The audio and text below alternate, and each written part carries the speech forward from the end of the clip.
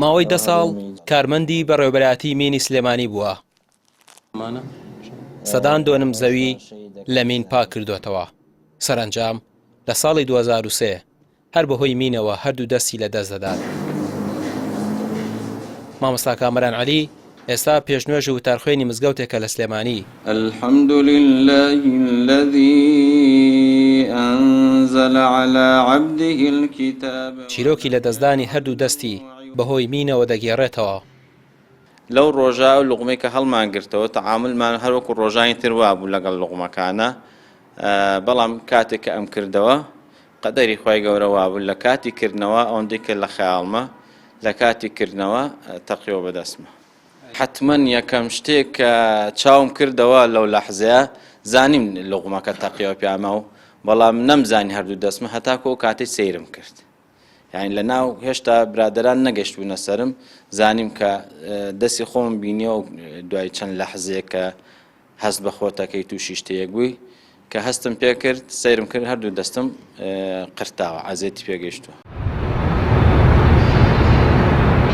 8 کانونی یەکەمی 2005 کۆمەڵەی گشتی نەتەوەیەکگرتوەکان بڕیاریدا 4 ئایار بکاتە ڕۆژی جیهانی بۆ هۆشیارکردنەوە لە مین.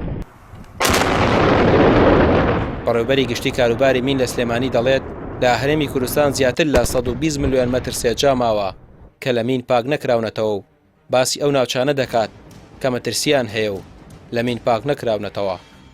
دیارە ئەوەی کە ئێمە ئاماژەی پێین 234 ملیۆن مەتر مڕەبع 234 ملیۆن و 1923 مەتر مڕەبع ناوچەی پیس بووە.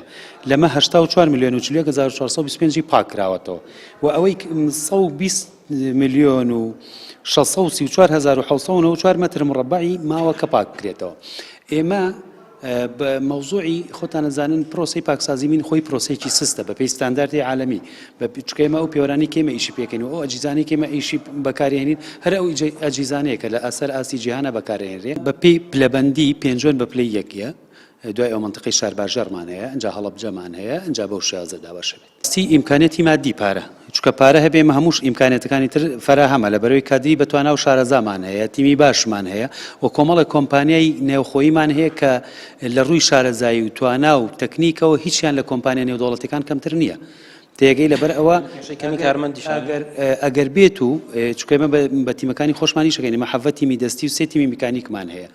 ئەگەر بێت و ئیمکانێتی مادی لەبەردەستە هەبێ، یعنی میزانیەکمان هەبێ، هەم لە ڕووی کەلوپەل و ئەسێتەوە پۆشتۆپەرداخترە بین، کۆمەڵی مەکائینی زیاتر ئەکرین و هەم لە ڕووی کاری تەندەرینەوە بە پرۆسەی تەندەرین کارەکەین. کۆمەڵە کۆمپانیای ناوخۆیی هەیە کە کاری زۆر باشەکەن، ئەتوانین پرۆسەکە سەریعتر بکەین.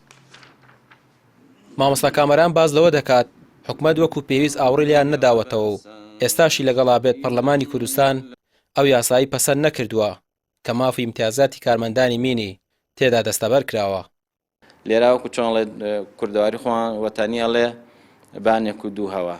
شەهیدەکانمان بە شەهیدی سەنگەر و پێشمەرگە حساب کراوە، بەڵام کەمەندامەکانمان بە هیچ حساب نەکراوە.